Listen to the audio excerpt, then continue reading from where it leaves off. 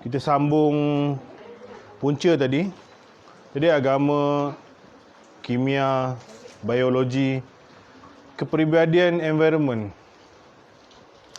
Banyak sekali yang menjadi punca ialah environment. Iaitu stres, kematian, pressure orang, kes trauma, ketakutan, bully ataupun penderaan, semua environment, persekitaran. Sama ada masa dia kecil, dia besar, sudah berumah tangga ataupun suasana kerja, mungkin ada gangguan seksual ke apa ke, semua dia boleh masuk untuk jadikan orang tu boleh jadi salah satu. But stres, semua tu kita tak stres lah. Kerja ke keuangan ke apa, masalah sekitar ni menjurus kepada tak normalkan otak dan cecair tu, lama boleh jadilah. Jadi punca. Tapi tak tahulah, student kadang-kadang tingkatan 3 pun dah jadi, tak tahu pasal apa. Tak puas hati main game kalah kot.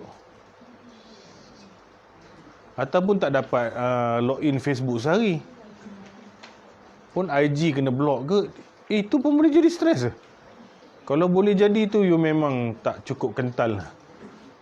Pasal zaman kami dulu, apa pun tak ada. Ni tak ada masalah kalau tertinggal sehari pun. Bahkan 2 hari tutup pun tak apa. Padahal cuma tak boleh nak call orang je lah. Boleh cabar. Golongan-golongan kami ni ditanggalkan SIM card tu, letak kat handphone bodoh biasa tu, kami boleh hidup berbulan. Janji boleh call orang lah. Dan SMS. Tapi anda yang muda-muda ni belum tentu boleh. Tension. Boleh je kita bang tukar SIM card handphone lama Nokia tu boleh. Asal boleh call orang, boleh call aku, sudah. Tak buka Facebook sebulan tak apa. Tapi lama-lama yang tua pun ada penyakit tu juga. Tu yang masalah ada tu. Dia yang tua pun dah ada IG, dah ada Twitter, dah macam-macam, sampai password pun lupa. Banyak kan password Maybank to you lain.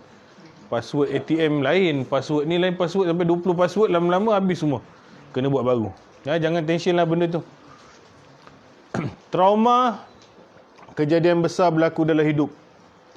Ni kematian, penyakit, penderaan, buli, jenayah, rogol, kemalangan, benda yang bagi terkejut besar punya.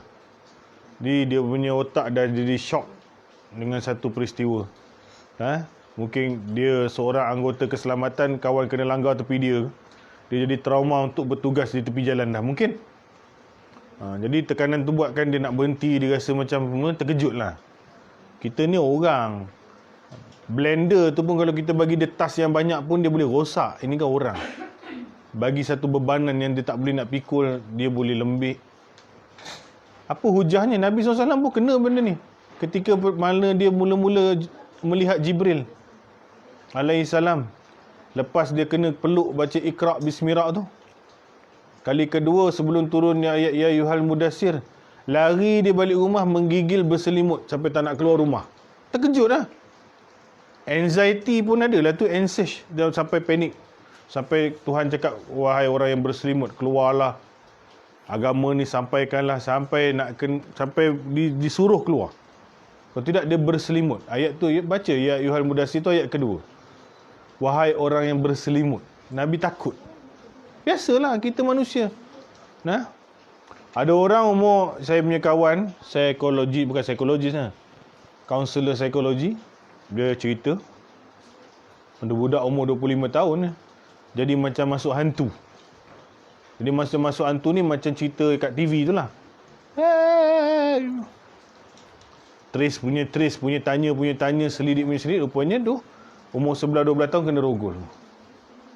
Na'udzubillah. Dia kena rogol oleh cikgu sendiri, oleh cikgu yang dia anggap, people anggap perawat Islam. Kenapa penyakit tu datang umur 25? Dia kena umur 11-12 tahun. Kerana masa dia 13 tahun, 14 tahun, mungkin dia tak fikir benda tu besar. Dia tak matang, dia boleh main-main lagi. Tapi bila dia makin besar, dia makin ingat benda tu besar. Kena 25 dia nak kahwin, benda tu jadi kacau ni. Ni aku nak kahwin, aku ni bakal suami aku nanti cakap apa. Dia mula visual geram nak bunuh cikgu tu. Yes, bila you umur 25, you boleh fikirlah pasal benda yang kecil-kecil berlaku. Masa kecil tak masuk hantu, dah besar dia masuk hantu. Dia bukan masuk hantu apa, dia jadi stres yang memuncak sampai dia jadi react. Macam skizofrenia, macam-macam dah. Boleh jadi monster. Sebab tu kita cakap, kejadian besar, trauma boleh buat orang jadi macam ni. Kena interview orang yang sakit ni. Bukan cakap bagi ubat je. Ubat tu doktor punya peranan untuk reducekan dia punya hayalan, thinking banyak tu nak bagi dia boleh tidur. Tetapi kita kena interview. Apa pasal? Tanya. Bagai nak gila lama-lama ni. Saya ni kena absorb people problem. Whether I also have my problem. Jadi problem campur dengan problem, dia jadilah. Jadi saya bulan ni saya cuti. Minta maaf, saya cakap kat siapa-siapa patient yang personal, saya cuti. Pasal saya pun, kenapa saya boleh cerita semua ni? Pasal saya kena lah. Saya ada pengalaman, 2014 saya kena anxiety, OCD pun ada. Sebab tu we can give talk. Memang saya pendakwa bebas. Memang kita belajar agama, tapi kita blend. Saya dengan pakar-pakar sekretari pun duduk sekali. Dia cakap, ustaz ada ruang untuk jumpa masyarakat, bukan macam dia orang. You bagi dia orang knowledge benda ni. Bagi tahu kewujudan benda ni. Pasal daripada mulut dia orang terlalu medical. Orang tak percaya doktor cakap, orang percaya ustaz lebih. Pasal ustaz boleh cakap bahagian jin, bahagian doktor. Doktor nak cakap pasal jin, orang tak nak dengar. Doktor nak bagi doa, orang tak nak dengar. Tapi kalau ustaz lagi dekat dengan masyarakat, bila saya cakap kat patient pergi jumpa doktor, dia orang akan ikut. Ini masalah. Dan yang environment seseorang tu saya cakap tadi, orang yang sakit, environment dia yang kadang-kadang banyak buat dia sakit. Yang saya dah mula-mula cakap, suspek utama ialah orang yang dalam rumah itu. Saya tak cakap semua kes. Tapi kalau ada budak datang sakit, aku tengok mak bapak tu dulu. Itu suspek utama. Punca dia boleh jadi macam tu. Kau baru tengok kawan-kawan, baru tengok tempat kerja. Baru kita nak check apa masalah. Selalunya parent ada sikit problem. Behavior parent pun kadang-kadang macam obses juga. Selalu parent kelang kabut. Tak boleh tak dapat, tak boleh nak. Dia ada, you ada signal dah ni. Masa cakap dengan kita pun kita tangkap mak dia lebih daripada anak. Kadang-kadang kita nak jumpa anak dia, kita sembang dengan mak dulu, ayah dulu. Kat situ dah tahu dah ada problem. Selalu orang yang ada apa-apa masalah sekretari ni, dia kelang kabut. Selalu. Kelang kabut, dia tak boleh tak dapat apa dia nak. Dia mesti betul.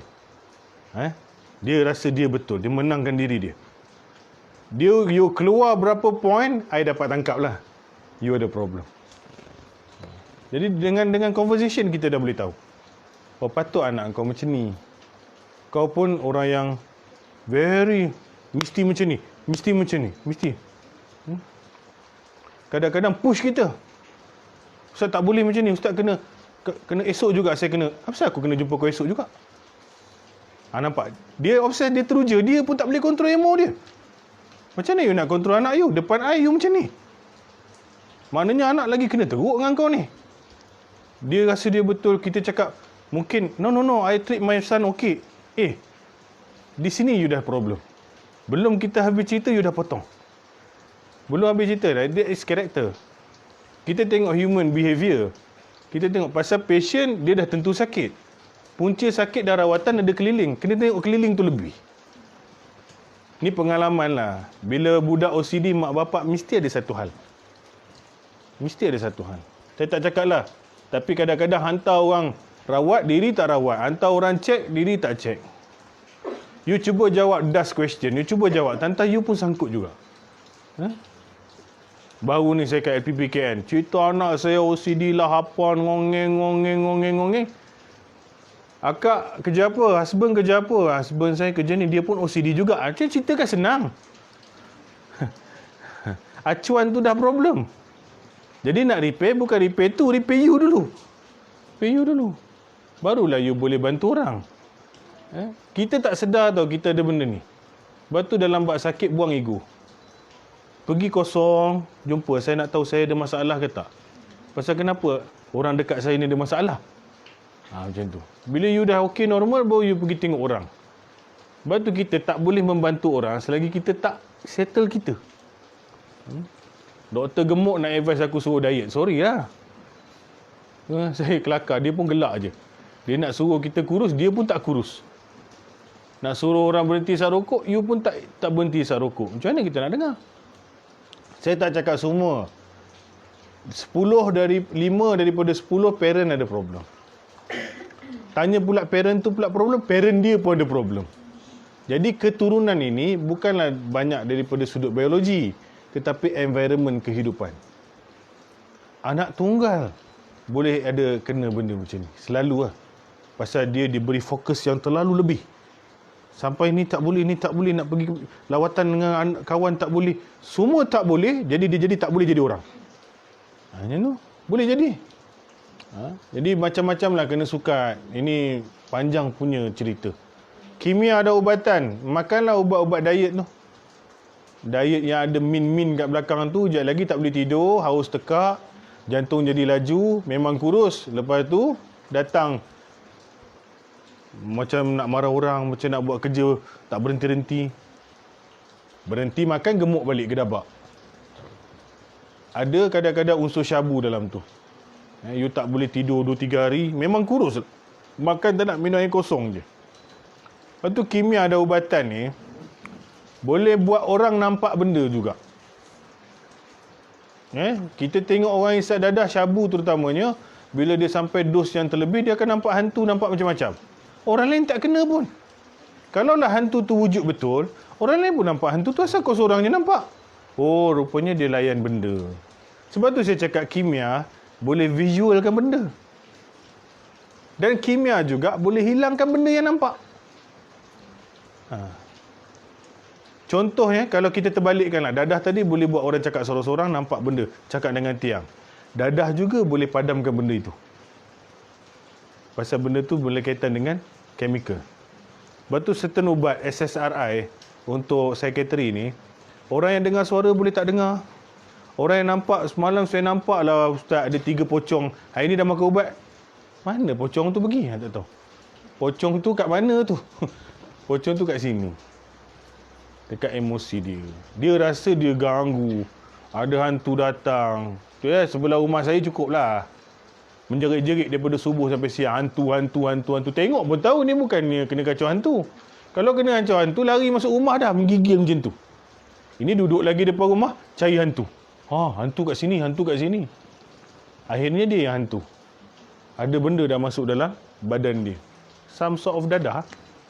Bukan panggil ustaz, patutnya panggil polis. Memang panggil polis pun sudahnya. Polis pun cakap, aku tengok mata, tengok lidah, dah tahu dah kenapa. Jadi, hantu juga salah. Dalam apa-apa kes, hantu juga salah. Nampak? Macam satu binatang balik bayar tu lah kan. Kalau kita marah orang pun, itu juga perkataan yang keluar. Marah anjing pun, babi punya anjing. Anjing pun boleh tukar menjadi babi. Apa pun dipersalahkan babi tu. Babi tu tidak ada salah dengan manusia. Tak ada salah pun. Bahkan banyak peranan di dalam hutan. Kalau tak membersihkan hutan, itulah kerja dia. Menggemburkan tanah, itulah kerja dia. Tapi kita tak disuruh makan dia, bukan suruh kutuk dia. Tapi dia juga dipakai untuk apa salah manusia. Silat-silat orang horn pun babi juga kena.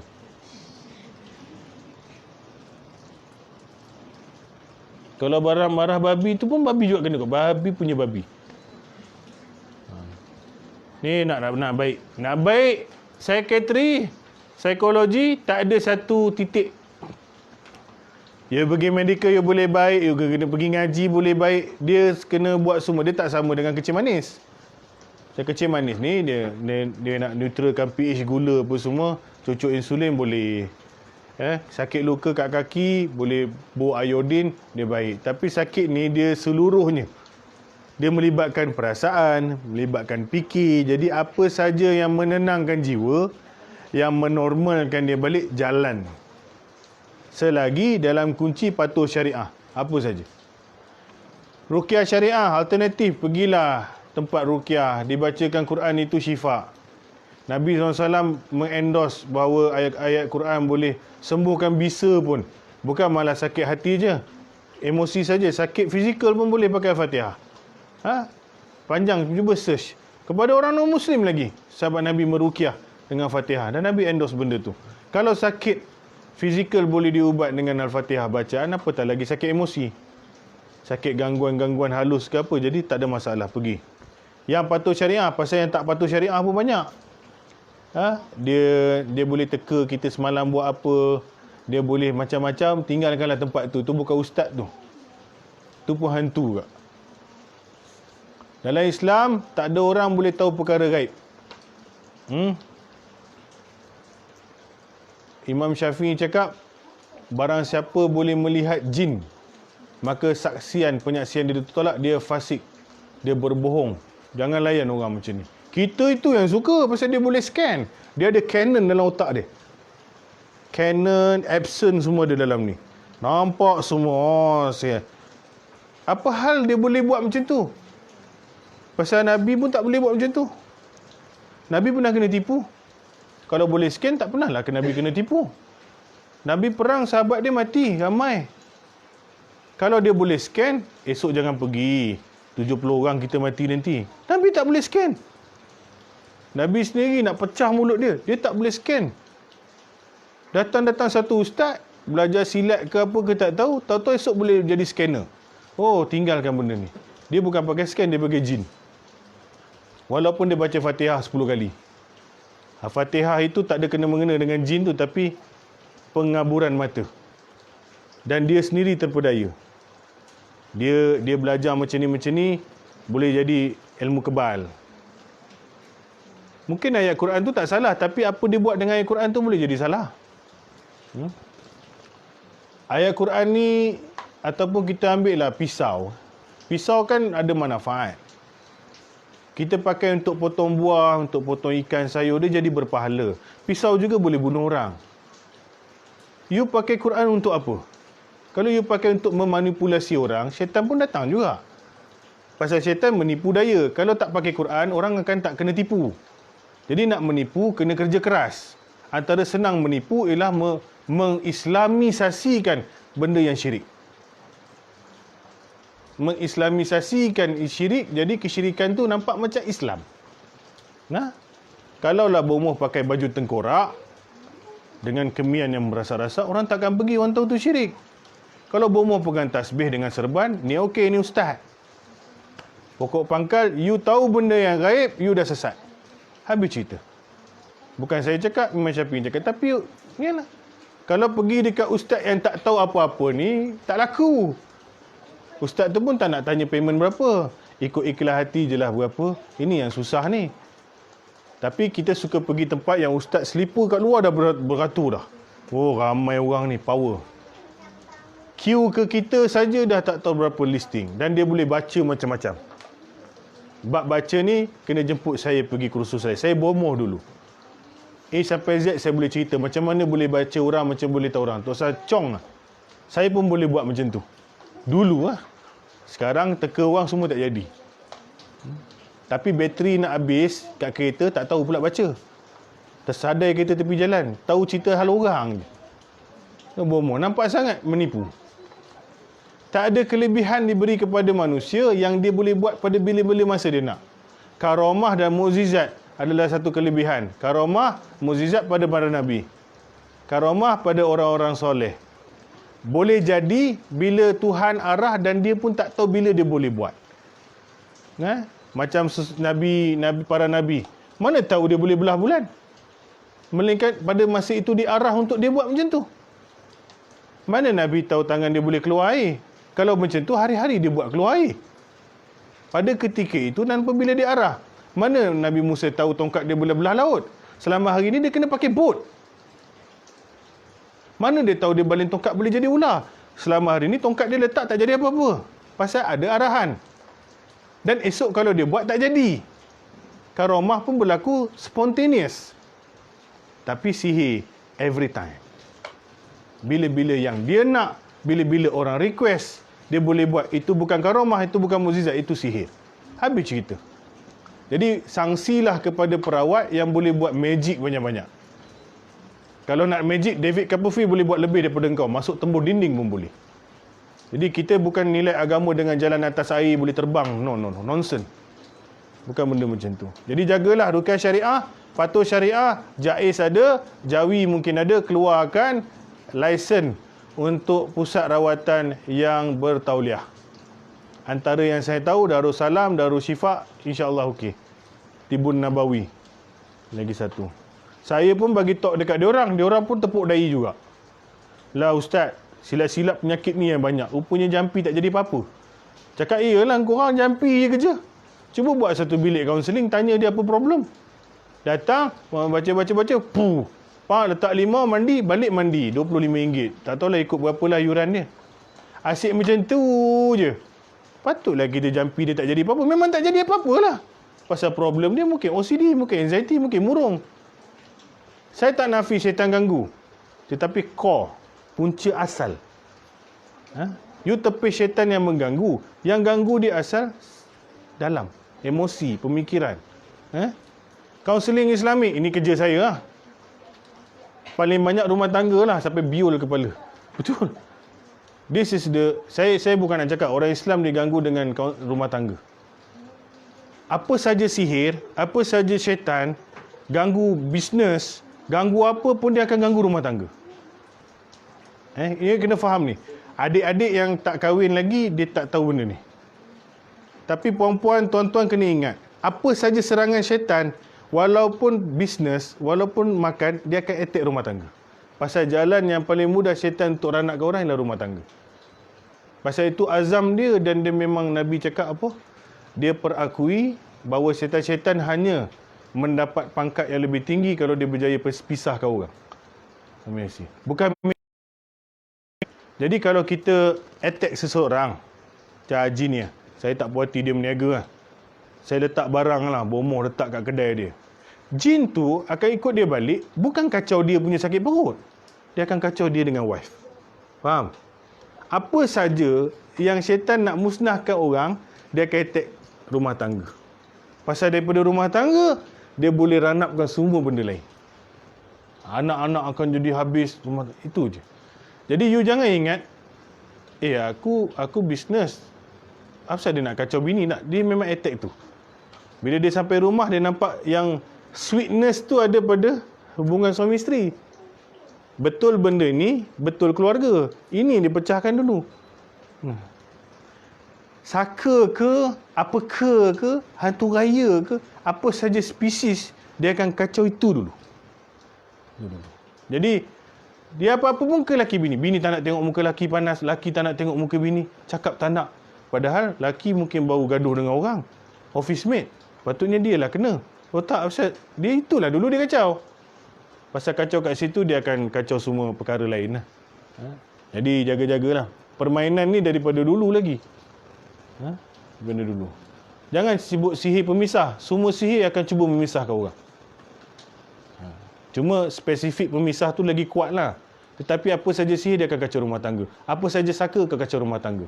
Apa saja berkaitan dengan jin akan kacau rumah tangga dulu. Pasal itulah titik lemah orang. Dia kacau benda lain, kaki orang boleh relax lagi.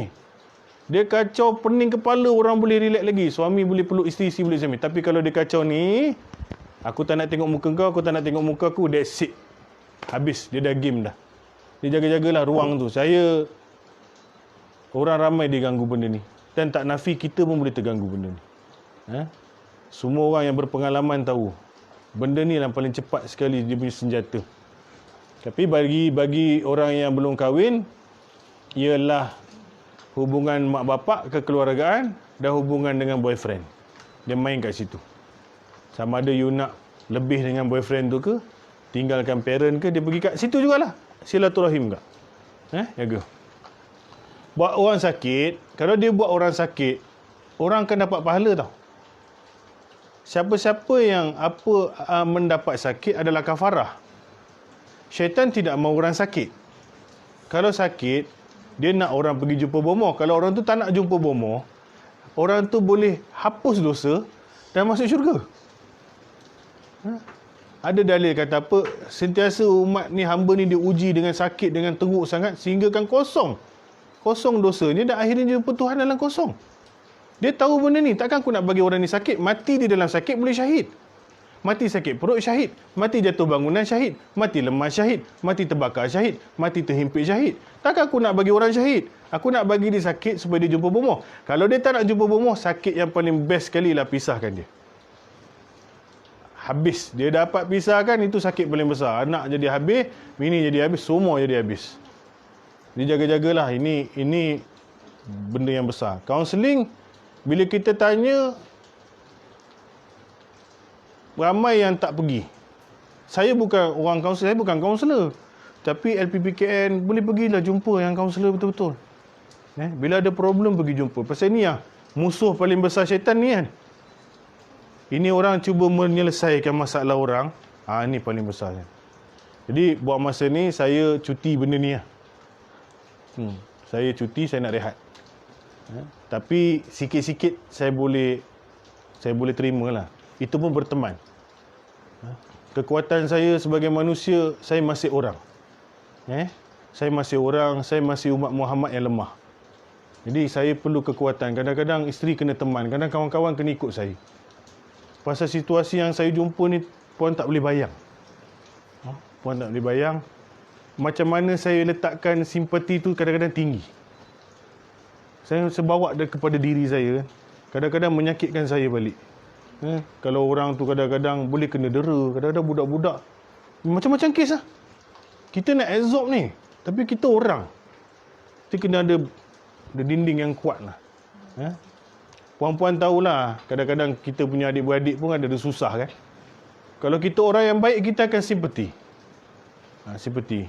Jadi kita tengok keadaan macam mana lah. Tapi kalau boleh, tapi kaunseling, memang undang-undangnya tak boleh ada orang lain tahu. Itu undang-undangnya. Kalau orang lain tahu, dia dah tak private.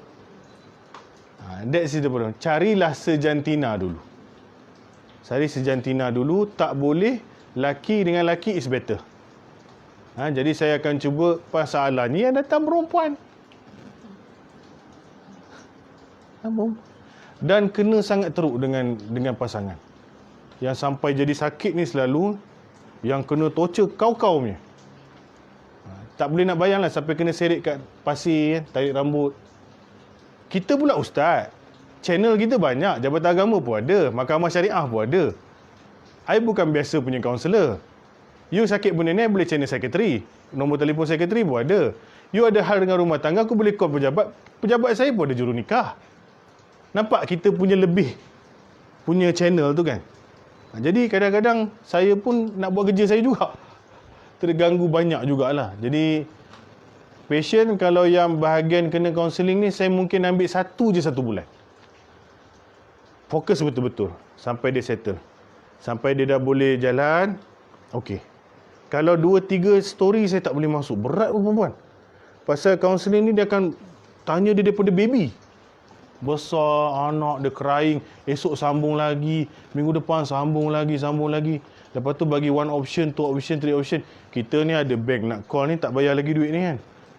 Esok ada kerja lain lah. Jadi lama-lama kita pula jadi balik ini lah. OCD balik. Jadi sebelum saya kena jadi OCD balik, baik saya relax dululah. Lepas tu kita tengok doktor banyak stres.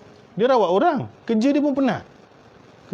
Cikgu mendidik orang supaya pandai. Dia pula banyaknya cikgu lah kena benda ni. Rawatan moden, pergilah unit psikiatri. Nak pergi bukan senang. Lalu doktor biasa dulu. Jumpa doktor biasa. Dia dah cek semua badan, tak ada thyroid problem, tak ada asma, tak ada jantung berlubang ke apa ke. Dia dah puas hati, x-ray semua. Barulah dia cakap, awak ni rasa-rasanya ada anxiety code, ada OCD code, murung code. Baru dia tulis surat, dia suruh refer ke unit lain. Kalau ada duit lebih sikit, senang sikit kerja. Terus jumpa kat private je. Itu pun kalau kita lompat kat private untuk jumpa psikiatri, dia akan cek balik darah kita juga. Pasal dia doktor biasa juga. Dia medical doctor. Dia tak boleh attend you tanpa dia tahu seluruh badan. Pasal dia nak bagi ubat ni. Ataupun dia tak tahu. Dia tanya, puan dah cek ke tempat-tempat lain ada hypo ke, gula kurang ke. Kadang-kadang boleh trigger macam-macam. Kalau dia tak dapat report tu, dia akan suruh blood test jugalah. Hari pertama datang, apa hal ambil darah aku pula? Aku nak jumpa pasal emosi anxiety ni. memang dia akan ambil darah dulu. Itu SOP. Ya, saya tahu. Tapi step pertama ni, air kencing dia ambil dulu, darah saya kena ambil. Hantar lab, saya nak baca reading semua dulu. Ini baru betul. Dan penting ubat, jangan tak nak makan. Google pula, ubat ni boleh tak beranak lah. Semua nak jadi doktor tak bertauliah. Tanyalah doktor tu sendiri. Doktor, dia wujud dalam bumi ni bukan untuk matikan orang dan bagi orang sakit. Dia tertanam dalam kepala. 8 tahun, 10 tahun belajar medical untuk sembuhkan orang, bukan sakitkan orang. Kalau ragu, tanya dia orang. Doktor, saya baca Google, makan ni boleh lama-lama jadi macam ni. Dia jawablah. Betul, tapi dalam dos ni okey dan awak dalam temporary. Sebenarnya dia nak selamatkan kita punya nyawa. Kalau dia tak bagi ubat, kita tak tidur. Kita boleh cakap sorang-sorang lagi teruk. Jadi sebelum damage tu besar, you relax. Dah orang pula, ni semua ubat tidur lah ni. Ubat penenang lah ni. 2-30 jenis ada. Bukan semua ubat tenang. Baru ni ada seorang datang kat saya. Dia cakap, boleh makan tak ni? Nanti jadi bodoh. Tak ada bodohnya. Yang jadi bodoh tu, yang jadi tenang tu, itu yang pes-pons yang bersalin tu tau. Itu yang mamai. Yang nak operation, itu je yang tidur. Ubat sekretari kalau makan, boleh kerja, boleh buat kereta. Maknanya dia cut beberapa perkara yang perlu dipotong. Terutama fantasi. Tapi benda yang you nak buat currently pakai kasut, dia akan nampak you akan pakai kasut. Tak adalah, apakah ini? Kasut ni macam kasut. Takkan sampai macam tu. Ni stigma orang kita. Asal ubat sekretari, penenang. Asal ubat ni, dadah. Orang yang makan ni 3 kali sehari boleh pergi kerja. Boleh deliver kerja elok-elok. Tak ada masalah. Pergi bincang dengan doktor. Tapi pokok pangkal kena pergi jumpa doktor lah. Jangan jumpa saya je. Saya tak boleh bagi ubat apa-apa. Ubat minyak cakapak boleh. Orang sakit ni memang sentiasa ada minyak dalam poket. Tanyalah bini saya. Macam-macam minyak ada. Tapi sekarang ada minyak yang moden sikit kan. Bau dia tak macam kapak sangat. Senaman tradisional, bekam, refleksologi, buatlah. Asal boleh tenangkan jiwa. Asal boleh membantu peredaran darah. Darah banyak tak ke otak. Buat. Terapi perilaku kognitif ada pada juruterapi clinical psychologist. Dia ada dekat hospital-hospital. Dia pakar kaunseling tapi khusus untuk pesakit mental. Apa CBT ni akan buat? Dia akan buat latihan. Kalau orang anxiety, dia suruh tulis semualah. Dia potong kebimbangan. Dia dah macam, dia lah kaunselernya sebenarnya. Hari ni buat ni, esok homework ni, minggu depan datang jumpa buat benda ni. Sampailah hilang. Saya pernah lalu proses ni. Memang best. Saya pun tak sangka teknikal tu boleh baikkan kita ke tak. Memang boleh pun. Membantu. Dan lagi satu, kalau OCD ni lambat sikit pasal dia was-was, mungkin sampai 10 kali ke 11 kali lah jumpa. Untuk tangguhkan pengulangan, untuk lambatkan sikit proses ulang, macam-macam, penat sikit. Dan untuk orang yang teruk sangat, kita harapan tipis untuk dapat benda ni lah. Pasal kita tengok stage, saya pun sama. Walaupun orang anxiety datang, gelabah sangat kan. Orang panggil gelabah sampan, tak tahu lah dia macam tu. Cakap pun tak normal, apa tak normal. Saya cakap, tak boleh cakap ni dengan kau ni. Kau kena makan ubat dulu. Stage.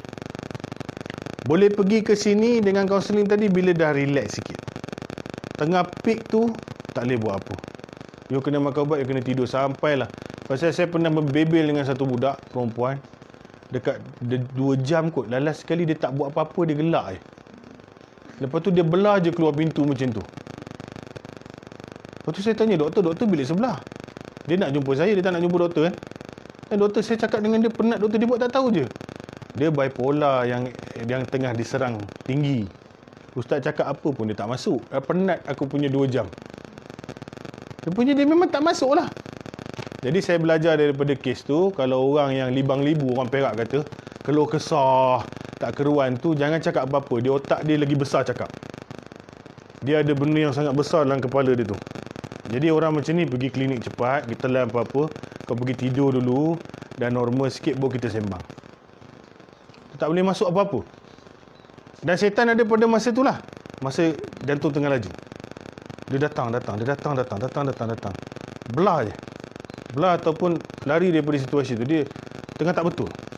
Memang dia akan tak keluar ni duduk macam tu lah. Duduk ni tak betul, kaki tak betul, tudung tak betul, semua tak betul.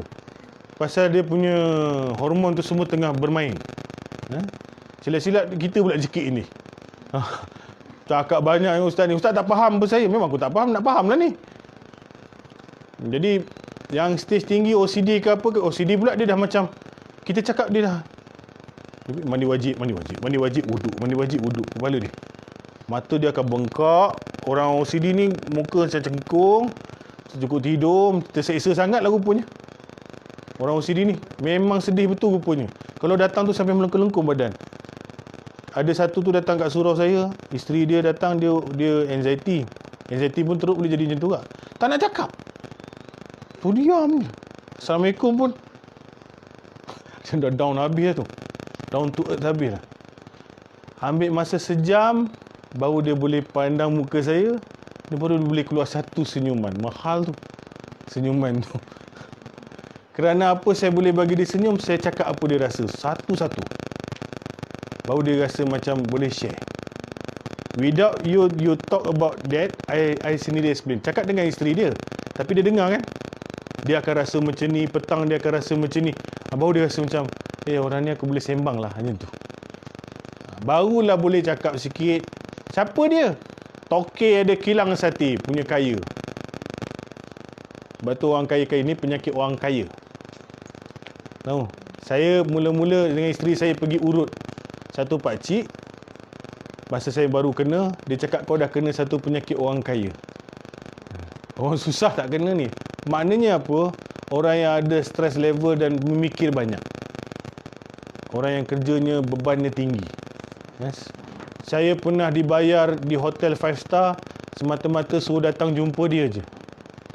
Kejap je jumpa kat coffee house tu, dia bayar hotel Casuarina ke apa masa tu. Mahal lah. Sehari tak tahu berapa ratus. Kebetulan saya memang ada talk dekat Ipoh.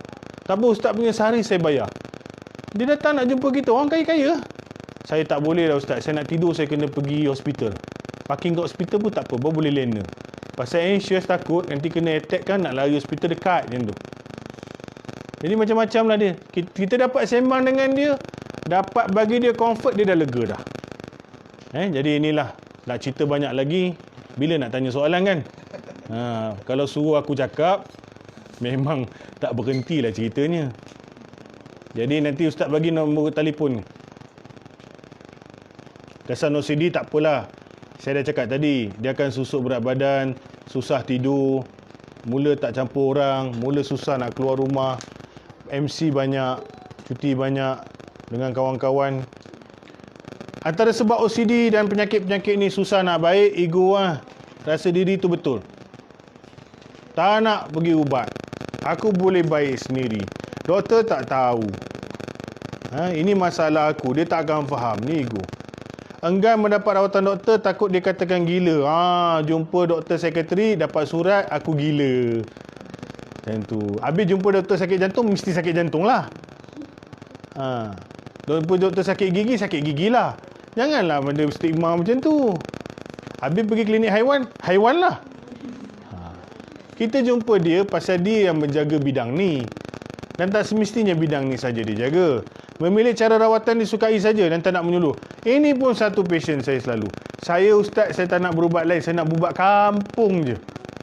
Ubat kampung tu apa? Tukang ubat tu pun tak tahu OCD tu apa. Macam mana nak berubat kampung? Apa dia nak bagi? Saya nak urut je. Bekam je. Ini bukan masalah darah tau. Dia masalah seluruhan hidup. Urut bekam tadi 5%. Contoh, ubat doktor 10%. Reflexology 10%. Senaman 10%. Ruqyah syariah 20%. Campur tau nak bagi 100% baik tu. Pasal semuanya membantu. Dia tak sama dengan sakit jin, you kena jumpa ruqyah je. You jogging, jin tu tak lari. Ini lain. Ini keseluruhan sistem. You kena rawat. Jadi tak boleh pilih mana yang nak. Lambatlah. Lambat. jumpa bomoh, entah berapa kali ulang dah bomoh ni. Antara sukar sembuh, tidak mengadu berkongsi masalah. Malu. Dia ada rasa tu dia malu nak cakap dengan orang. Jadi kita dah tahu benda ni, kita tanya. Jangan tunggu dia cakap. Pentingkan diri sendiri. Memanglah orang kalau tak nak berubat ni memang selfish. Bukan selfish, sel prawn, sel macam-macam lagi. Ketam dan sel macam-macam dia sel. Mementingkan diri, tak kesiankan orang, orang susah, orang nak jaga dia susah. Ini pun punca perpisahan juga. Pasangan tak tahan. Satu, tak tahan pasal tak faham. Nombor dua, pasangan pun dah tak boleh nak faham dah. Baik. Persepsi negatif boleh bercakap pasal sekretari, saya dah cakap tadi, jumpa pakai sekretari macam jumpa hantu. Jumpa bomoh, okey. Jumpa sekretari, gila. Nanti jabatan aku tahu, aku kena buang kerja. Nanti kawan-kawan cakap aku apa. Tak ada. Tak ada, saya dah cek dengan jabatan kerajaan, kalau you jumpa sekretari, dia akan buang you kerja. Dia masuk dalam term medical je. Melainkan kalau di advise berhenti. Itu dalam level bukan ni. Ini boleh kerja lagi. Tiada sokongan orang sekeliling. Orang sekeliling macam mana nak sokong? Kalau hang pun tak mau dengar cakap orang. Tetapi memang banyak orang tak tahu. Itulah ayat yang keluar. Kau ni tak sabar. Kau layan sangat. Kau ni fikir sangat. Kau tak semayang. Engkau ikutkan perasaan. Dia dengar tu lama-lama rasa nak hempuk dengan pasu je kepala orang ni. Pasal aku sakit. Dia pun tak tahu dia sakit dan dia tak boleh nak baik macam tu je. Bukan dia tak lawan. Dia lawan tapi dia tak boleh lah. Pasal kita dah cerita tadi chemical lah apa macam-macam faktor. Jadi bukanlah lawan seorang diri. Kawan-kawan sekeliling perlu concern kewujudan benda ni. Dan last sekali selalunya name card. Tak ada. Mana name card? Name card ni awak snap lah. So ustaz punya kad. Alah, sekarang ni buat kad pun orang bukan simpan. Orang nak save terus je. Pun tak tahu kat mana. Tak ada. Ambil je lah nombor. Ambil nombor lah 016. Saya ada simpan tak tahu mana. 016 371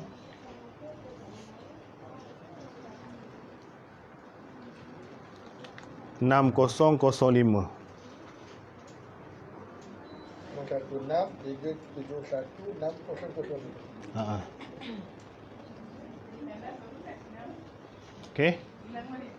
016 371 6005. Kalau saya tak jawab, saya jawab lambat sikit. Kadang-kadang bermuzakarah dengan wife juga. Dapat satu WhatsApp tu, tengok ni orang cakap apa. Biasalah kadang-kadang ada benda tu tak sesuai jawab malam. Kadang-kadang benda tu bab wanita, memang isteri saya lah kena refer. Macam-macam orang tanya. Kita bukan tahu banyak pasal perempuan kan. Tapi kita akan rahsiakan jugalah kepada umum. Apa perbincangan ke apa, kita tak dedah kan. Pasal tu aib. Tak boleh nak mencerita buruk orang pun tak boleh. Baik, ada apa soalan? Nombor tu je saya pakai. Daripada tahun 1997 kot. Memang tu. Lama dah 10 tahun. Kalau very important, please call lah. So, WhatsApp ni, kalau saya ajar fiqah, ada orang tanya pasal hukum. Ni saya kadang malam, kadang-kadang, tapi kalau personal saya akan jawab, lambat. Group memang babai lah. Tahu-tahu dah 400 tak ada masa. Aku nak baca, aku delete je semua. Jadi kalau personal tu saya akan buka juga lambat sikit lah. Kalau nak urgent, call lah. Malam pun tak apa, saya angkat je telefon. Kalau saya sedar, saya akan angkat. Tahulah benda tu mesti penting kan. Dia ada apa-apa? Tanyalah, yang tak tanya. Kalau contoh orang tu macam tak ada sense, fixed sense maksudnya. Saya common sense. Adakah dia termasuk anxiety? Contoh, react dia macam mana? Contoh macam contoh kita makan kongsi. Okey. Tapi nanti dia macam bayangkan dia macam makan seorang, dia tak ingat orang lain. Itu sikap. Ada juga pasal lagi. Lagi. Kalau dia asyik lepas, antar 5 orang. Habis. Ada juga pergerakan dia lambat. Dengan contoh kita cakap dengan dia, kita kena panggil dia 2 kali baca baru kita sedar. Okey, saya tanya 2-3 soalan lah. Kalau dia berjalan untuk ke sesuatu perkara, dia ada menyinggah ke buat benda lain dulu baru buat benda tu tak? Ada kadang-kadang. Lepas tu, kalau kita bagi dia satu tugasan, boleh tak dia nak sampai ke tugasan tu, dia proses dia panjang sikit? Ya. Dia suka hayal tak? Ya. Okey, attention deficit ADHD. Lain pula. Dia lag sikit. Dia ni banyaknya artis macam ni. Orang seni. Orang seni, orang pengubah lagu. Janganlah orang pengubah lagu marah saya pula dalam video ni. Bukan semua. People that use their creativity lot more than the realistic punya mind, so they little bit slow in the real life. Nak potong rambut pun lambat, malas. Pasal dia lebih fokus kepada benda yang dia kena fikir. Okey lah dengan kerja dia, kita tengok dia penulis lagu, dia pencipta, dia terpaksa duduk dalam ruang. Dia duduk dalam ni tapi otak dia kat tempat lain. Dia nak sambung lirik dia yang semalam tu, setelah kau pergi aku nak sambung apa. Jadi orang cakap apa dengan dia pun dia lag sikit. Okey, kejap lagi aku makan. Setelah kau pergi, nampak? Dia ada kerja yang tak nampak.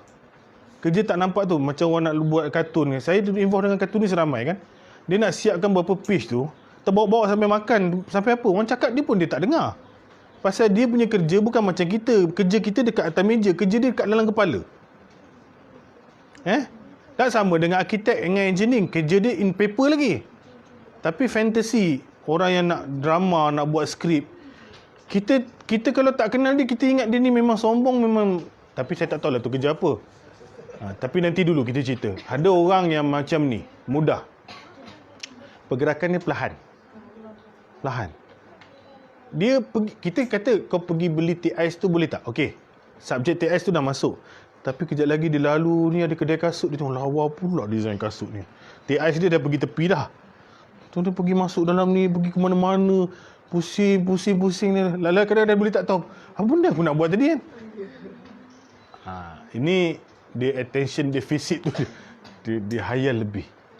Ada daripada budak-budak macam ni. Budak macam ni main bola dia suka lah. Melukis dia suka. Soal nak hafaz sifir ke apa, sorry lah jangan. Cikgu akan letak dia bodoh. Budak-budak lembab. Sebenarnya dia bukan lembab, dia ada masalah. Pergi cek. Panggil sekretaris. Cek balik. Dia ada kreativiti tinggi. Dia inovatif kadang-kadang. Kreatif tapi pasal you channel dia tak betul. Tapi jangan suruh baca dan hafal lah. Benda-benda clerical work you jangan bagi dia lah. Memang you fed up lah. Jadi kalau dia dah umur berapa? Dah 30 lebih. Dia kerja sebagai Cikgu. Pening lah.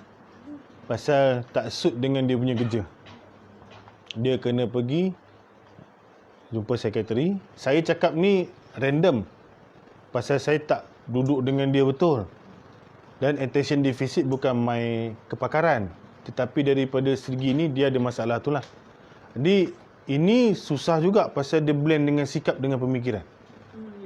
Dia tak rasa benda tu responsible kadang-kadang. Dia boleh ambil benda tu mudah. Kan? Laki perempuan. Kalau perempuan lagi jarang kena benda macam ni. Laki memang cukup selalulah. Kalau perempuan kena macam ni, dia berat sikit. Jadi dia kena rawat juga. Dia bukan dalam ni, dia dalam subjek lain.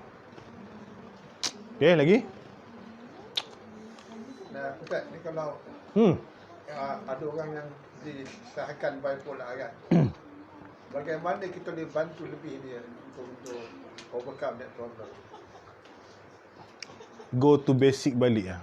Root dia have to define when, why, what is happening. Kalau dia daripada umur berapa kena? Umur dalam 12, 13. Wow.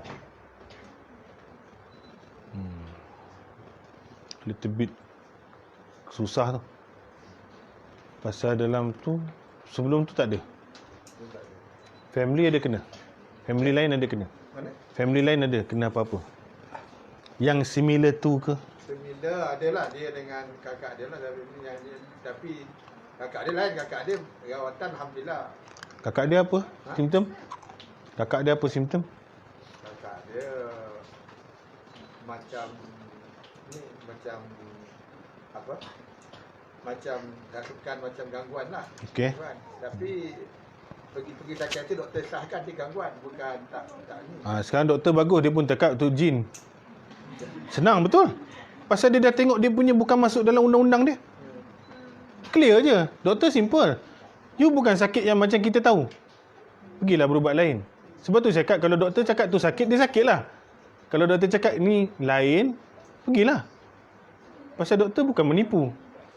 Tak masuk dalam SOP dia, bukanlah. Dan dia tak boleh ubat. Dia tak boleh suka-suka bagi juga ubat. Jadi sekarang kalau doktor Muslim, dia pun boleh cakap kan, ni mungkin ada gangguan kan. Dia boleh cakap. Tak ada masalah. Dia sahkan lah. Nah, dia pula sah. Tapi dia tak boleh keluar surat lah. Bahawasanya jin kacau. Dia tak cakap macam tu. Cuma beromoh je boleh cakap semuanya hantu. Tu je. Okay? Yang adik dia pula ni, dia bipolar lah. Tapi memang kalau kita rawat, saya rawat apa pun memang tak ada reaksi. Rasa bukan gangguan sangat lah. Lebih pada emosi atau psikologi dia. Dia bagaimana dapat bantu. Tapi yang doktor dah... Sekarang umur dia berapa? Ha? Umur? Umur sekarang dah 19 lah. Dah 4 Belajar. tahun lah. Belajar. Okey belajar. Belajar dia intelligent. Kau belajar lepas tu tak masuk kelas. Apa yang negatif side bila dia datang swing mood tu? Dia boleh jadi menangis ke? Marah tiba-tiba ke apa? Kadang-kadang itulah. Kadang boleh menangis, kadang marah. Kadang betul mak cakap sikit dia penting. Sekali kena tu berapa lama? Dia dah kadang lama, kadang 2 tahun tak ada, kadang baru kena lama dalam 2 minggu, 2 minggu, 3 minggu. Sekarang makan ubat? Makan ubat. Hari-hari? Hari-hari.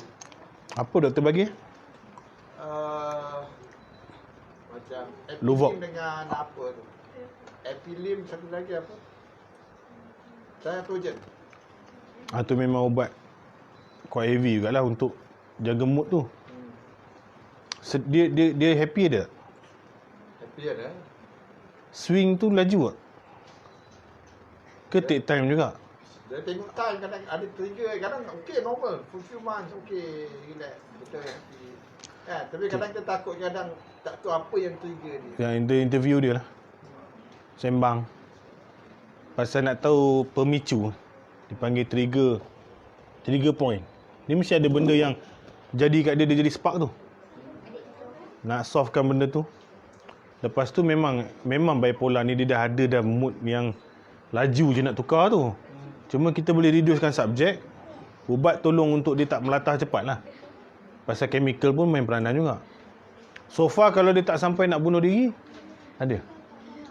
Setakat ni Alhamdulillah dia kata dia boleh kawal lah. Dia tahu perasaan ni akan berlalu dan dia akan hilang. Faham ni. Seksa tak masa dia kena tu? Dia tahu tak dia kena? Dia tahu dia kena. Contoh, one case before that was bad lah. Sebelum masuknya memang kita pun tak faham Yalah. kenapa macam tu kan.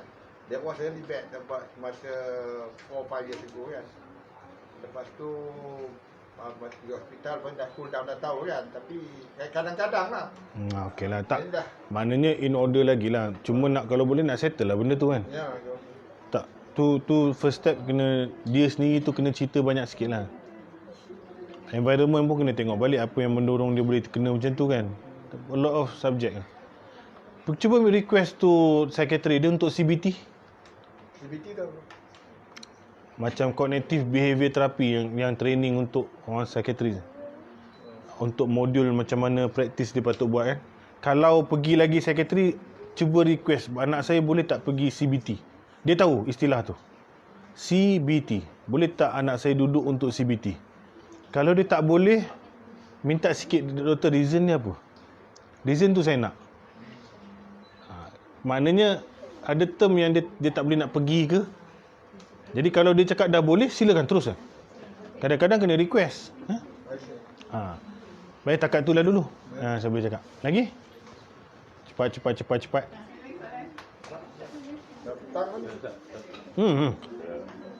Dalam bab urusan dan sebagainya, kadang-kadang tu dia ada orang tu dia nak Management. Yes. Maknanya dia ada standard operating procedure dia. Betul. Jadi macam tadi, adakah dia dikira masuk sebagai kategori apa ni, OCD tadi kan?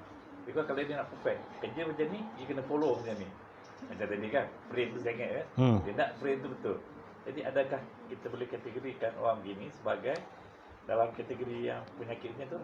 Biasa SOP yang dibuat oleh management adalah atas perbincangan ramai dan mengeluarkan dasar itu atas kemampuan orang boleh buat.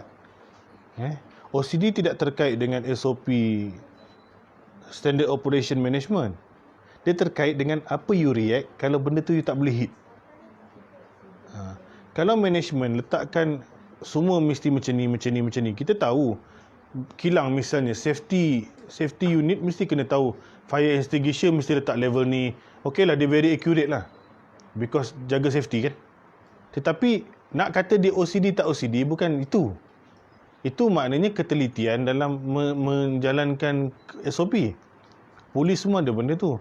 Tetapi OCD ni lebih kepada benda yang tak logik, yang melampau atas sesuatu, you tak boleh juga terima dan you sampai trigger, you punya mental pun jadi out. Bila orang tak boleh hit benda tu. Orang tak boleh hit mesti got reason lah. Why you tak boleh do this? Management mesti kena macam tu lah. Dia ada reason. Tapi kita tak, mula aku tak puas hati. Dia dah bila pergi kepada bad feeling, dah pergi kepada tension yang melampau, you ada something wrong lah. Pasal as a human, manusia tak boleh perfect. You tahu that. As perfect yang boleh dia mampu buat lah. Jadi kalau benda itu berlaku, kita marah, betul. Tindakan kita, melakukan tindakan, betul. Tetapi bawa tak efek tu kat diri dan emosi. Kalau bawa sampai tak boleh tidur, sampai tension, sampai nak buang dia, you dah sakit. Tu je lah. Bukan masa perfection ni, masa nak teliti, itu bagus. Masalah ni, kita buat undang-undang, lepas minum kena buang kan. Cikgu semua dah keluarkan SOP tu. Budak ni duk buat lagi. Okey, ada tindakan lah, hukuman. You buatlah SOP tu. Tapi tak cukup kat tu. Aku tak boleh. Aku tak boleh. Dia dah berapa kali buat benda macam ni. Dah buat tindakan pun tak cukup. Aku nak marah. Budak ni aku nak jumpa mak bapak. You dah trouble. You tak normal lah tu. Itu yang kita cakap OCD tu adalah berkaitan dengan fungsi hidup. Benda yang orang tak buat dan you was-was, you ragu sangat sampai you dah affected dengan you punya emotion.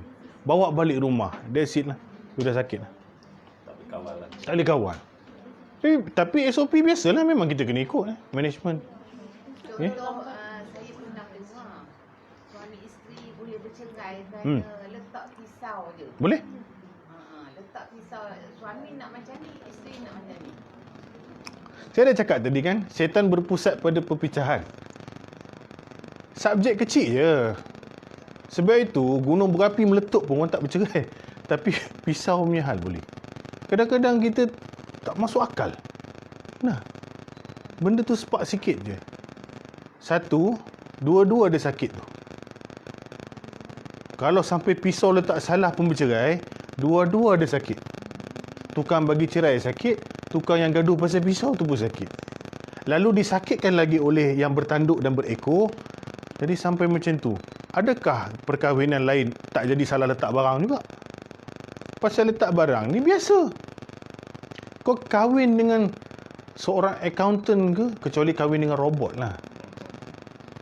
Mungkin hari ni salah pisau, esok dia salah letak kasut, habis bercerai lagi lah. Jadi kita akan cari calon isteri dan suami yang tak buat salah langsung. Salah letak tak salah salah letak tak salah. Tapi boleh jadi salah, dah sakit dah tu. Dua-dua ada something wrong. Tapi suami tu kena tanya balik lah pasal perceraian tu kat mulut dia kan. Siapa yang marah siapa, siapa yang tak tahan siapa, tu pun check balik lah. Ni benda ni syaitan akan kacau rumah tangga tu lebih sikit lah. Okay? Contohnya kita nak buat keputusan tu macam lambat. Contoh pemilihan, lebih pemilihan. Nak nikah, nak nikah, tapi sampai bila pun tak habis tu. Dia juga habis. Contohlah macam nak beli barang, mana lebih baik. Tapi macam mana satu. Itu menggelabah namanya. Bukan menggelabah. Tak adalah, itu tak ada OCD.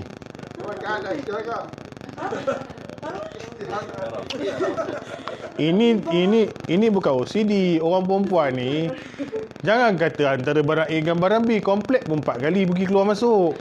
Nak cari satu tudung bawal je.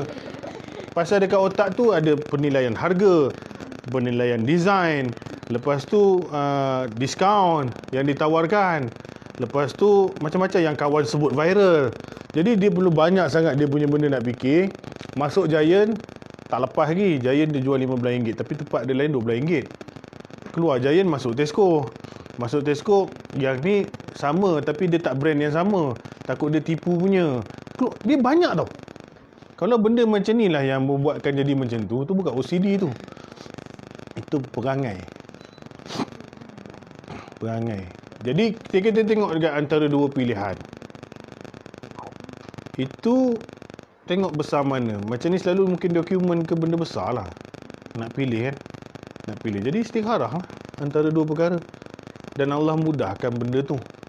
Kalau kita tak ada sign apa-apa pun, maka yang kita pilih tu lah yang Tuhan nak macam tu. Kalau tak boleh pun buat sunat 2 rakaat, lepas tu terus buat keputusan. Lepas tu Imam Bukhari, sebelum nak meletakkan hadis dalam kitab dia letakkan syarat dia mesti solat 2 rakaat dulu. Dia kadang tak tunggu istikharah tu. Kalau nak tunggu, bila nak siap kerja. Nak tunggu tanda-tanda, kadang-kadang tak bertanda. Jadi, ini dah 2 pilihan. Carilah tempat semayang kejap. Ambil je. Itulah tu. Selalunya 2 tu similar tu lah. Tak ni okey, ni pun okey. Ke nak cari calon ke apa ni? Kalau selalunya itu masalah dia kan. Tapi sebelum ada calon tu, macam mana boleh ada 2 orang tu kan? Soalan dia. Okey, lagi. Gurau je lah. Okey, cikgu. Nak bawa saya pergi mana pun boleh. Bagi talk.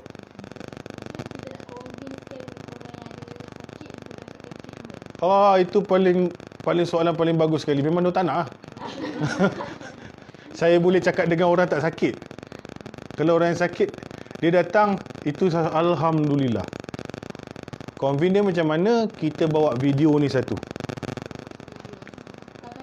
Kau dengar ada tak ciri-ciri ni kat kau? Kadang dia macam dia dah tahu tau dia sakit, dia dah buat test dah, tapi dia tak nak tu. Sikap susah lah. Macam orang nak bagi ubat tak nak makan ubat kan. Dia Kalau macam mana kena pergi. Dia cakap kat dia situ, kau nak terus sampai mati macam ni ke kau nak ubah? Kalau kau nak terus macam ni, silakan. Jangan bising-bising. Kau pilih jalan ni lah. Kalau nak baik, tindakan mesti kena ada. Jadi tindakan A, B, C kau apa? Kami boleh tolong, tapi kalau kau tak nak tolong diri kau, sila. Kalau dah tahu kita boleh cakap macam tu, maknanya dia degil lah. Tu saya tulis lagi satu, degil. Salah satu masalah dia orang degil. Ada yang bagus suka jumpa doktor, telan 4 biji sekali pula ubat. Tu pun degil jugalah. In another term. Kan? Nak jumpa doktor tapi telan 4 ubat terus. Dah terlebih pula. Yang ni langsung tak nak makan. Takut tak boleh beranak lah, apalah, macam-macam lah. Lagi adik dari mana? Dari mana? Daripada UPM ke dari orang sini lah. Dulu belajar? Sabar. Okay, ada lagi, cepat. Adik belakang belajar kos apa? Belajar kos apa? Teologi. Sama. Lagi soalan? 2 ustazah dah ada. Eloklah belajar pasal benda ni. Tak ada. Nak balik ni? Terima kasih nama sekali. Adalah. Okay, penutup sebelum saya bagi kat Tokeh. Di satu pesan, kalau saya silap tadi apa, saya minta maaf. Tapi ini based on experience. Kita jumpa directly patient. Mungkin penafsiran ni berbeza sikit dengan doktor. Pasal doktor dia in more medical.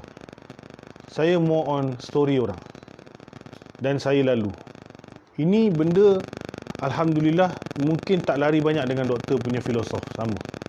Cuma dia akan cerita lebih dari bentuk scientific term lah. Saya mungkin cerita dari segi bahasa saya. Apapun, tolong sebarkan kepada kawan-kawan yang kita tengok ada simptom ni. Lepas tu saya rekod video. Pergi tengok video saya, Ustaz Sazwan Jaafar, anxiety apa semua tu boleh bagi. Tapi takat anxiety OCD lah. Murung ni dia dah pergi upper level. Bipolar ada sikit tinggi juga. Yang mana penjelasan dia little bit detail. Jarang pun orang kena benda tu. Yang ni lebih biasa, common. Saya ambil yang common lah. common. Dia terus dapat rawatan, buang syirik, jauh daripada syirik akbar, syirik kafi, syirik jali, apa saja yang boleh melintahkan kita kepada tak bertergantung pada tauhid Tuhan tu. Allah ni dari segi uluhiyah rububiyah kita kena esakan dia dan segala sifat-sifatnya. Jadi jagalah supaya kita tak nak belajar sifat 20 ke, nak belajar tauhid 3 ke, belajar.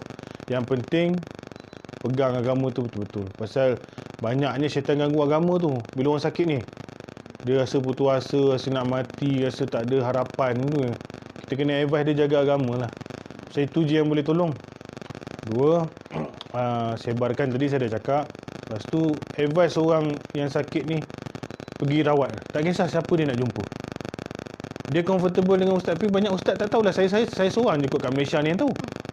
Tu masalah dia pula. Kalau dia jumpa kaunselor lebih tahu. General counselor. Pasal dia ada subjek anxiety OCD ni sikit masuk ke dalam bidang dia. Jadi dia boleh bagi advice. Ataupun jumpa doktor sekretari, jangan malulah. Jangan rasa macam jumpa doktor haiwan. Dia doktor minda. Jadi tu je lah saya pesan. Saya minta maaf terlewat tadi sikit. Terima kasih datang. Terima kasih tuan rumah. Makanan pun sedap. Tempat pun comfortable. Rumah pun ada niat. Siap ada projektor. Terima kasih atas effort ni. Jadi saya kalau adik-adik WhatsApp saya lambat jawab tu, memang ustaz sibuk lah. Saya hari ni pun 3 jadual saya kan. Saya balik pun saya ada task lain dengan kawan-kawan saya nak jumpa, kerja, meniaga dan sebagainya. Tapi insyaAllah kalau urgent, tolong call. Melibatkan seriousnya tu, call je. Dan saya tak tutup handphone. Orang masuk hantu, tolong jangan call. Itu saya dah cuti hampir setahun lebih. Pasal saya tak mau otak saya ni masuk banyak sangat trouble. Bagi ustaz yang fokus hantu tu lebih. Tapi kalau datang kat saya, kebetulan entah hantu ke tak, saya akan attend lah. Tetapi kalau orang tengah, ustaz dia dah basuh hantu, dah nyanyi lagu apa entah, tu tak pergi tanya ustaz lain lah. Tapi kalau datang kat saya tiba-tiba dia jadi hantu, kita hadaplah. Mencari dan terpanggil untuk settlekan purposely benda tu, saya tak. Cuma 1 bulan cuti sekolah ni, kalau serious case, betul-betul personal saya jumpa. Tapi pastikan saya jumpa 2 orang. Minta maaf banyak-banyak. Buat masa sekarang, saya tak boleh jumpa orang seorang. Adalah saya punya personal problem lah. Saya tak boleh jumpa orang seorang. Mungkin 2-3 bulan lagi saya boleh jumpa baliklah seorang. Memang saya tahu benda ni private. Bukan semua benda orang boleh cerita ada orang lain kat sebelah kan. Tetapi buat masa ni saya perlu ada 1 orang lain untuk discuss pasal personal lah. Kalau kes suami isteri, seorang-seorang juga. Kalau suami isteri, boleh seorang-seorang. Itu saya kira 2 orang tu. Jangan dia seorang je datang. Dua sekali. Berdua sekali, seorang-seorang jumpa tak apa, seorang lagi duduk luar. Tu okey. Tapi jangan dia datang seorang. Suami tu datang seorang. Isteri datang seorang. Kalau dia datang dengan mak pun tak apa. Maksud saya macam itulah. Jangan situasi tu ada 2 je. Kalau macam puan ada menantu dan datang dengan menantu, puan duduk luar, it's okay. Maksud saya tu, bukanlah saya nak duduk dalam bilik tu 2 orang. Tapi biar ada orang. Kalau tak boleh juga, nak seorang juga, datang rumah saya. Tu je. Datang rumah saya ataupun surau dekat rumah saya. Itu nak datang seorang pun saya tak ada masalah. Bukan selamanya, sebulan 2 ni. Saya minta maaf. Ini memang saya bagi tahu betul-betul, sebulan 2 ni saya hantu, bukan sebulan 2, setahun 2. Hantu setahun 2 yang personal, mesti rumah tangga kan. Ini memang makanan saya hari-hari. Kalau saya kat masjid tu ketuk-ketuk, kalau orang perempuan datang nangis, rumah tangga lah. Memang itu isu sekarang. Jadi minta maaf banyak-banyak, datanglah berdua dengan muhrim ke, dengan mahram siapa-siapa ke. Saya akan jumpa seorang tak apa, tapi orang tu adalah dekat situ. Baik, itu sajalah. Pasal saya pun banyak kena ganggu. Saya tak suka. Bila ganggu saya tak boleh buat kerja. Minta maaf nak cakap ada sebahagian golongan wanita yang bila dia cerita masalah, lama-lama dia nak kacau kita pula. Saya cakap tu terang, jangan buat macam tu You have to be professional. Please. Aku orang. dan ada environment kita. Tapi saya tak tahu berapa banyak kes lah. Sudah ni saya jadi miserable. You call tak kira masa, and then ada sakit sikit you call, Ustaz saya macam ni lah, macam ni. Ini dah langgar. Faham saya cakap apa? Faham. Jadi mungkin hujung tahun kot, banyak hutang ke banyak apa nak settle kan. Jadi hormon tu mungkin tak betul. Itu biasa punya kes. Jadi saya sebut saya suka ada orang lain buat masa ni supaya adab dia, memang adab dia pun macam tu lah. Bukan murim. Kalau student tak apa, bini orang, mak janda mana, anak dah berapa ramai. Kalau anak dara ni, dia mengatakan apa, dia takat anak dara. Budak-budak kan. Cuma bahasa saya tak boleh nak kasar. Saya kena jawab orang dengan baik. Doktor boleh lah, letak telefon. Ustaz takkan nak berakhlak macam tu. Jadi faham saya my situation. Sampai kadang WhatsApp, sampai kadang tanya sampai benda dalam kain. Kau sakit ni, yang ni mana datang subjek ni? Ini orang sakit-sakit patient yang saya cakap ni boleh langgar batas tau. Sampai, Ustaz saya malam ni saya tak boleh tidur dengan suami lah, saya rasa tak terangsang. Oh my God, come on. Biar video ni ada jadi saksi, you boleh rekod. Semua orang yang kenal saya tengok sekarang. Please lah my patient, tolong. You ada certain stage of medical illness, you kena jumpa orang lain. You jumpa saya nak tahu you punya masalah yang trigger you punya anxiety. Saya bukan consult untuk settlekan you punya masalah. Dia faham I will trace your problem. I try to solve, to bagi you comfort and bagi you channel. Ini saya punya kawan dekat pejabat agama. Ini mahkamah syariah. Ni sini, okey. Tapi bukan I will masuk in your story and tukang jadi you punya ubat itu. Faham But I will ask you, what is your problem? Itu my kerja. Tapi I bukan your problem solver. I your anxiety solver. I am your OCD solver. Tapi bila manusia range cakap dia dah lepas banyak, jadi aku pun ustaz. Jadi subjek ustaz tu terlalu wide, semualah nak masuk. Sampai saya ada save orang nama akak weird. Buka sekarang handphone saya, tengok dia punya WhatsApp apa. Dia tak tahu saya siapa tu, saya boleh cakap. Tanya sampai benda yang aib, saya tak boleh jawab lah. Macam tu lah. Memang saya jaga fit wanita, isteri saya ada situ. Tapi ini you conversation me too private. Tak boleh lah. Sometimes saya boleh concern sampai satu level. Yang paling susah kawan-kawan lah, kita kena ada sekolah. Nampak patient yang kita baru kena hari ni, kita boleh cut off macam tu. Orang yang ada related dengan kita, sepupu, kawan kerja lama, kita nak treat dia macam orang baru kenal susah. Tapi lama-lama kau ni apa hal pula ni? Macam tu lah. Jadi 1-2 bulan ni bagi saya relax. Saya nak pergi Langkawi. anak cuti sekolah. Tapi kalau betul urgent, isteri pun saya cakap, kalau orang sakit betul-betul tolong dia. Pasal she know how suffer I am. I pun kesian dengan orang. Kalau tengah malam kau perlu datang rumah aku, kau datang. Kita tahu bagi jalan, dan alhamdulillah patient saya ramai yang boleh sembuh. Dah baik pun. Dah boleh ikut saya bagi talk dah. Saya bagi buat sini, jangan buat macam ni. Kita bagi jalan je. Tapi sampai lepas tu malam kau ada WhatsApp ni lah, kau ada WhatsApp ni lah, ni mulalah kita dah macam tu lah. Adik, okey. Ustazah, okey. Baik. Subhanakallah bihamdika asyhadu an la ilaha illa anta astaghfiruka wa atubu ilaik. Wabillahi taufiq wa hidayah. Assalamualaikum warahmatullahi wabarakatuh. Waalaikumsalam. Alhamdulillah.